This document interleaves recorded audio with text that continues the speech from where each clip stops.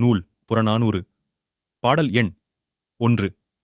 தலைப்பு: இறைவனின் திருவுள்ளம் கடவுள் வாழ்த்து. பாடியவர்: பெருந்தேவனார்.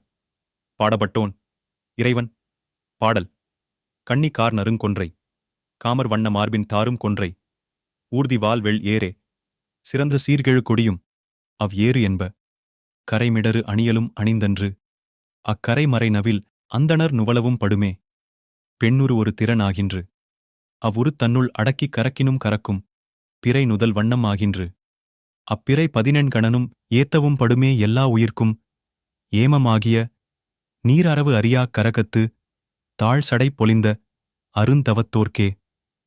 பொருள் விளக்கம்: தலையில் கொன்றை பூ சூடியவன், மார்பில் கொன்றை மாலை அணிந்தவன், அவனுக்கு ஊர்தி வெண்ணிறக் காளைமாடு, கொடியும் காளைமாடு என்று கூறுகின்றனர்.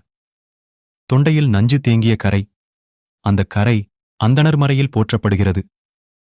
ஒருபாதி இடப்புறம் பெண்ணுருவம், அதனை அவன் தனக்குள் மறைத்துக் கொள்வதும் உண்டு.